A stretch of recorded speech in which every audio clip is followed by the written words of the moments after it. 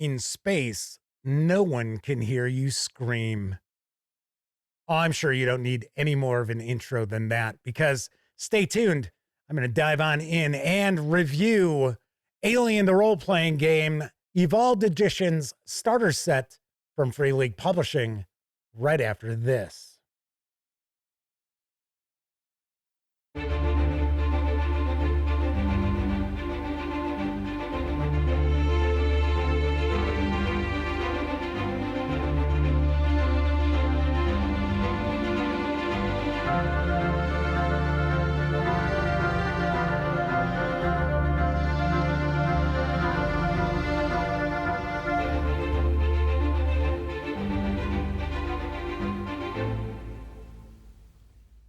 Happy holidays, gang, and welcome once again to the Duct Tape Studios. I'm Jeff McAleer, your host here at the Gaming Gang channel. Thanks for joining me once again. Before I dive into today's review, I do want to mention if you enjoy the Gaming Gang and would like to support the outlet, you can do so in a few ways. First, by utilizing our affiliate links to the One Bookshelf sites, such as DriveThruRPG, and to do so, simply visit thegaminggang.com, click on one of our banner ads. That way, if you happen to make a purchase, I get a small portion of that sale. You can also make a one-time donation by way of PayPal or become a monthly member of our Patreon. You'll find links in the show notes. Also, down in those show notes, you're going to find an invite link to our Discord server. It's absolutely free to sign up, so be sure to hang with the gang over on Discord. The Gaming Gang 12 Days of Reviews continues as I'll be sharing my thoughts on Alien the Role-Playing Game Evolved Edition's starter set. Boy, that rolls right off the tongue. Kind of a mouthful there. This is from Free League Publishing. This box set with PDFs carries an MSRP of $39.99. If you want to get just the PDF alone, you can do so over at DriveThruRPG for $19.99. Having said all that, let's swing on over to the other camera because here I've got the starter set for Alien the Role-Playing Game Evolved Edition. A few things to mention before we get stuck in. First of all, my friends over at Free League Publishing were kind enough to provide me with this review copy, but neither I nor anyone else affiliated with the Gaming Gang has received any other sort of compensation for me to share this review with you. It's important you know that. We're also not going to look at each and every page, each and every character sheet, each and every card inside this, but I do want to give you a good feel for what you're going to find inside this starter set. And then lastly, there is an introductory adventure, which is contained within. So if you're a player and your game mother, the game master in this case, has picked this up, they just haven't started running it yet. Maybe they're talking about picking this up. Keep in mind, there are going to be spoilers ahead. You've been warned. Of course, if your GM is considering picking up the starter set, let them know about this review. That way they can approach this and make a far more informed buying decision. All right, so let's dive on in. First thing I want to mention is there's a lot packed into this starter set. I was very pleasantly surprised because we've got 2 sets of 10 dice. So these are our standard 6-sided dice. These are our stress dice. So you roll these for different things, but these are cut dice. Very nicely done. Of course, the 6 has this symbol on our standard dice. We also have that same symbol on our stress die, but we also get a face hugger symbol on the 1. I'll talk about that when we get into the mechanics of the game. This does utilize the Year Zero engine from Free League Publishing. So it is a dice pool system. You're actually going to add your attribute with your skill. That's going to give you a pool of dice to start with. There are a variety of different ways to get more dice or to lose dice. And of course, you're looking to roll a 6 on those dice in order to succeed. We've got a variety of different tokens that represent aliens, NPCs, and informational items. We have this universal supply dial. There are a lot of different things that the players can track. I'm kind of surprised this is even included because it's only one. Now, if each of the players had one of these, yeah, okay, I could understand that. But just including one in the starter set when there's all these different things that the players are going to be tracking, I think it's kind of silly, but still, that's fine. We have a very nice mini of an alien drone, a xenomorph drone in this case. I will mention there is a set of miniatures that Free League Publishing has released for Alien, the role-playing game. This sculpt is also in that box. We've got a bunch of cards. Now, I have opened up this tuck box because I'll tell you right now, if you close this tuck box up with the cards inside, it is very difficult to get this open again. And I guarantee a vast majority of people are going to tear this box. So what I would definitely recommend you do, because these are separate decks of cards, separate them out and then just get some little bags to put the cards in. Yeah, little bags like that to separate them out. And that will save you from tearing this tuck box to shreds. So we've got condition cards, we've got weapon cards and gear cards. We have panic response cards that tells the player exactly what happens if you happen to have this response to a panic roll. We do have that starter adventure, and we've got 5 pre-generated characters. They all have personal agendas. They are secret agendas, and the adventure is broken up into 3 acts. So each act, the PCs are going to have an agenda they're looking to achieve. They'll actually get a story point if they pull it off. Story points are used kind of like a luck point where you can re-roll dice. We've got our deck of initiative cards, 1 through 10. So these are dealt out randomly when combat breaks out, and you're going to re-deal these every combat round. Got some more of those stress responses here. So as I mentioned, we got a few different decks of cards. And the card stock, very nice. Nice matte finish. I would, of course, recommend sleeve the cards, especially the initiative cards, probably the gear cards as well, because a lot of this stuff you're going to reuse for other adventures for Alien, the role-playing game Evolved Edition, such as the dice, such as some of these cards here, the Alien mini, if you want to be busting that back out, the tokens and so forth. We also have some maps in here I'll get to in just a second. So we've got this read me first. Just going to give you a quick overview what's in here. And then it's essentially a big thank you to the Kickstarter backers. Something I dig a lot are these rules references. There are 5 of them, so up to 5 players. And we do have the 5 pre-gens as well. So everything they need to know is right here on both sides. This will get them right into the running for the action. As far as the Year Zero engine, this is not a complex system. So as far as combat, especially when we get into the actual core rule book, there is a little bit of crunch, but it's still a pretty rules light system to jump on board. And of course, the cardstock on these is nice as well. We do have 5 pre-generated characters. As I'd mentioned, as far as the Year Zero engine, we've got our attributes and our skills. So the skills are very broad.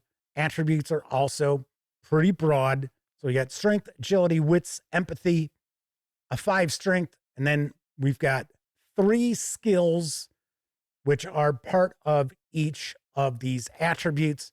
So as an example, Morgan Hirsch, the security officer, has a strength 5, heavy machinery 2.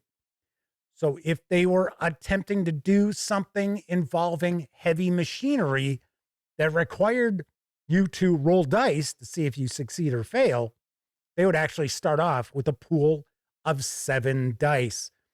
If they have something that Has to do with empathy. Well, not so great. They would only have 2 dice to roll, and they have no skill points with that either. So all of this information right here available to you. Then on the other side, we will get an image of the character and then a bit of a breakdown of the character's personality. We also have a map of Hadley's Hope. So if you are familiar with the film Aliens, our adventure in this starter set is actually the prequel to Aliens. So we've got that pretty cool map there. We have a big fold out map. On one side, we have the known planets of our core systems and its stars of the middle heavens, essentially in the year 2183. That you're really not going to use in the starter adventure. What you are going to use is the big map on the other side. So here we've got level 1 and level 2 of one of the wings, which is where the adventure will take place. And this is nice, thick paper, and it's treated as well. So this will hold up very, very nicely. We also have another fold-out map, which is showing us some additional detail of certain rooms. There is also a shuttle. So we've got a map of that. And then we've got just some artwork of the shuttle there. For the game mother, we have smaller maps for them to track the various different aliens that the player characters are going to encounter. I know, huge spoiler, right? There's going to be xenomorphs in this. And I already told you, this is a prequel to the film Aliens. So there we have that. All right, so now we're going to get into the rules. And I know a lot of folks out there are kind of curious. So what has changed with the evolved edition of Alien, the role-playing game? Because quite a few people, including myself, were kind of surprised to see a new edition of this role-playing game come out so close to the release of the first edition. Yes, I get it. It's been a few years, but normally we see 5-10 years go by before we see a second edition of most role-playing games, sometimes far, far longer than that. That's not the case here. So, first of all, the presentation of Alien, the role-playing game, has been cleaned up. It has been streamlined a bit as well. This is something I'll get into far more detail about when I share my review of the core rule book, because it's far more apparent with the core rule book than it is with the starter set, because the starter set is just getting the players and game mothers on board with the system. We do not have character creation rules. We don't have a lot of combat options in here. This is just to introduce people to the game and to see if this is the sort of role-playing game that they're going to enjoy. So we're going to get a breakdown of course, what is a role-playing game? What does the game mother do? And so on and so forth. Now, as I mentioned before, we have 2 different sets of dice. We have our standard dice. We have our stress dice. So these are our base dice, I guess we will say. And you use these when you're making skill rolls. You're going to use these if you're rolling something that has to do with your attributes. Now, you will gain levels of stress. So as you gain levels of stress, you are going to gain stress dice. Now, there are ways for you to eliminate stress, but funny enough, the more stress dice you get, the easier it is to accomplish things, but you might actually end up having to roll a stress result, and that is what the facehugger symbol represents. So it is entirely possible that you have 2-3 levels of stress. You're adding those dice to things you're trying to accomplish with the base dice, and you just don't happen to roll any of the face huggers, that's great.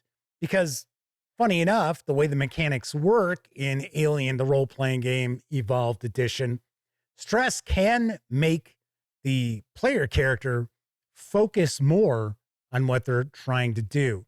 Now, of course, once again, if you get one or more of the face huggers, that is going to cause a stress roll on the table of various different responses that could range from you're fine, you're keeping your cool, all the way to becoming catatonic or just going ballistic and attacking the first thing that you see. So all that information is explained in here. Another change that I had noticed is the stealth mode. We have active and passive. So if you are actively looking or hunting something or stalking something, following something, you are active in stealth mode. If you're not aware of any enemies, you're not looking out for enemies, then that's passive mode. So we get some information about that. Then we get into combat. Combat is pretty simple. Like I said, in the core rulebook, you're going to get into far more detail about the various different options here. You start off with initiative, and the game mother is going to shuffle these up, deal them out for each of the player characters, NPCs, and monsters. So as an example, the xenomorph drones, their speed is that which they actually get 2 initiative cards. And if they happen to ambush player characters, surprise player characters, they automatically get dealt the number 1 initiative to start off that round of combat. Once again, you will reshuffle and deal these each combat round. So we've got surprise, ambush, we have attacking, we have close combat, we have ranged combat. You have the ability to defend. So if you are, say, attacked by an alien, you can attempt to defend, and you're using that as your action for close combat. So what you're looking to do is it becomes an opposed roll. So you will have the attacker rolling their dice, the defender rolling their dice, and for every success that the defender gets, it will cancel out 1 success that the attacker gets. So pretty easy there. Combat is very lethal. There's no doubt about that whatsoever. Very, very lethal. This is not a game where you're going to get hit by a couple of shots and, yeah, you're okay. Or, survive multiple rounds of combat against an alien if you're not defending yourself. So we get damage. Armor will reduce damage. Barriers can reduce damage. Cover can reduce the number of dice that you're rolling as far as looking for successes. 1 success is a success. Multiple successes just improves that level of success. So multiple successes in combat improves the amount of damage that you would deal out. But all you need to do in most situations is simply roll 1 single success on your pool of dice. That's all you need. Now it is entirely possible for you to have a whole handful of dice you're rolling and not get a success. It will happen. So just because you've got a pool of 8 dice does not mean that you're guaranteed a success. There is also pushing your roll. So if you don't succeed, you can push your roll. You're going to get the opportunity to re-roll your dice, but you're going to gain 1 level of panic. Now, there are certain situations where you will not be able to push a roll. So, and of course, all of that is explained in these rules. So 25 pages, everything right to the point. And you just need to read through this one time, get an idea, and you should be, as the game mother, good to go as far as starting into the introductory adventure, because the introductory adventure is going to provide the fledgling game mothers with information on how to run an adventure. As I had mentioned, this is a prequel to Aliens. So if you're familiar with that film, you're going to feel right at home here.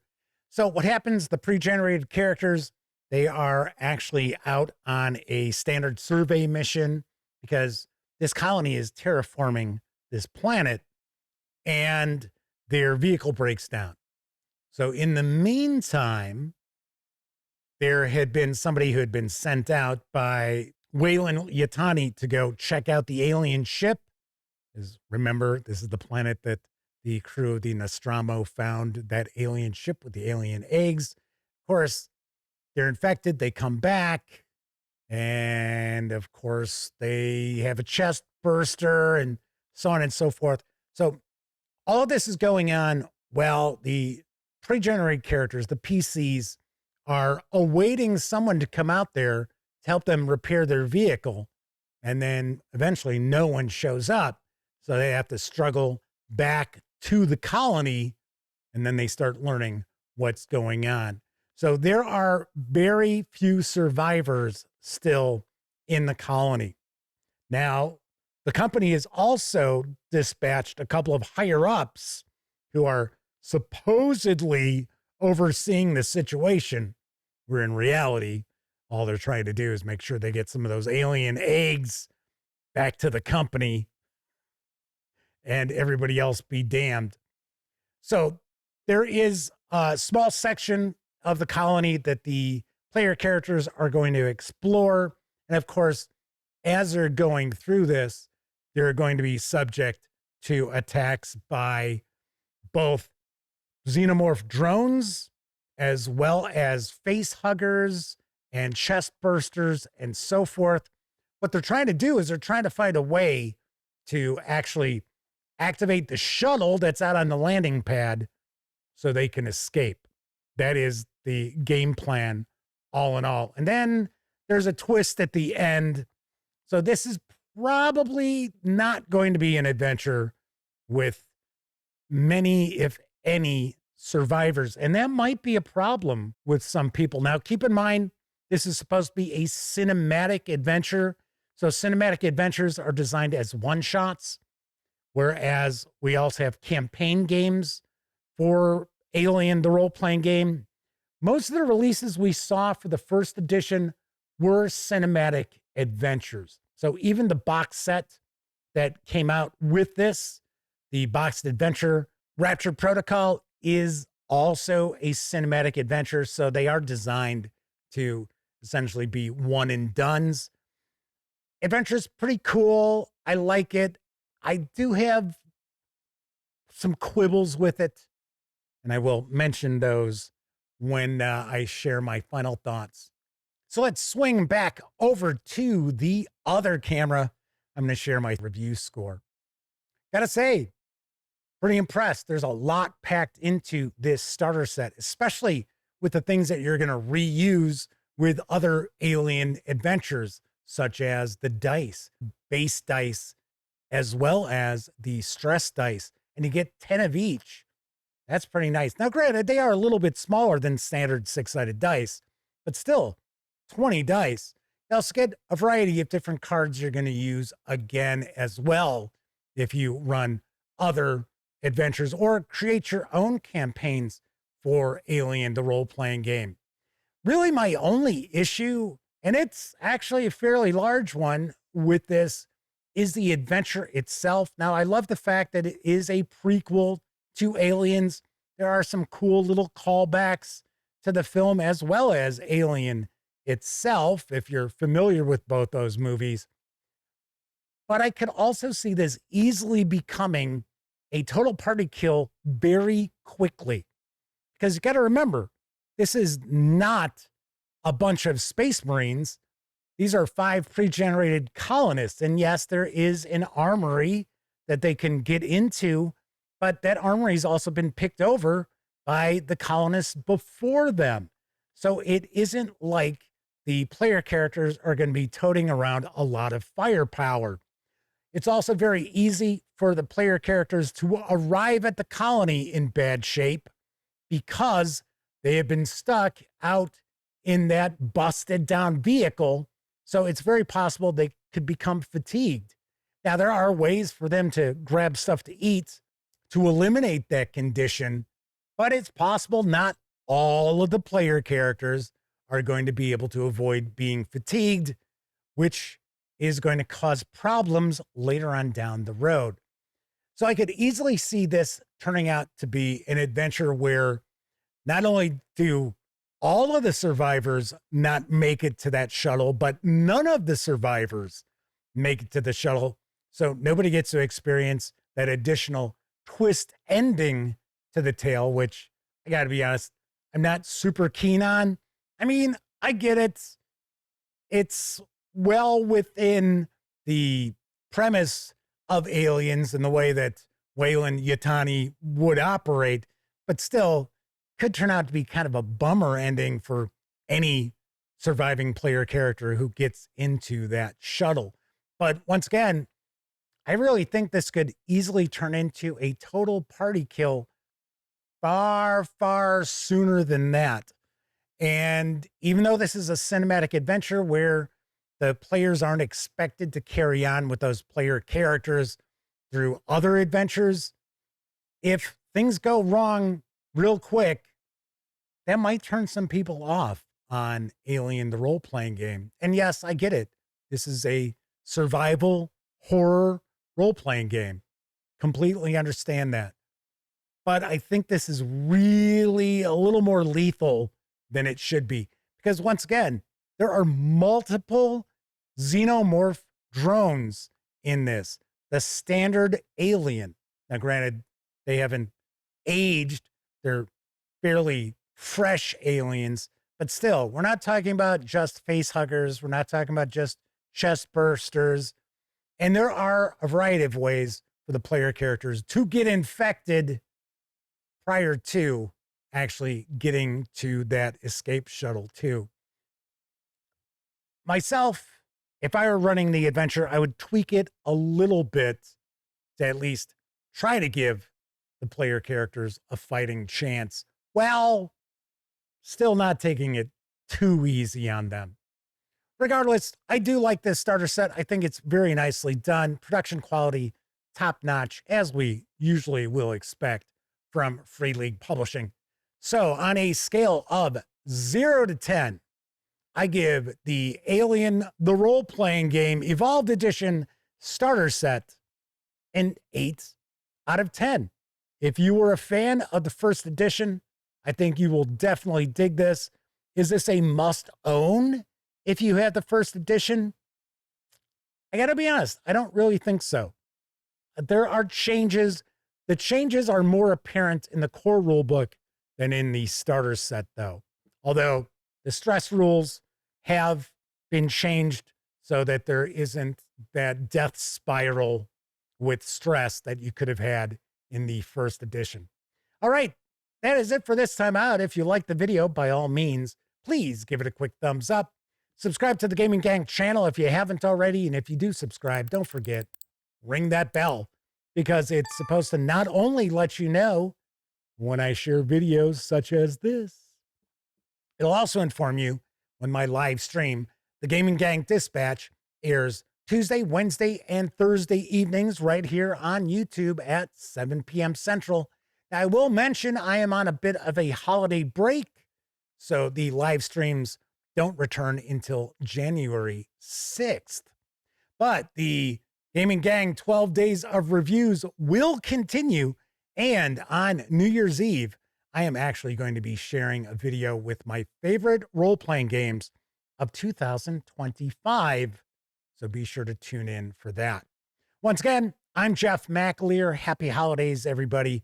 And until I see you next time, I certainly hope all of you get to enjoy plenty of great gaming with your gang.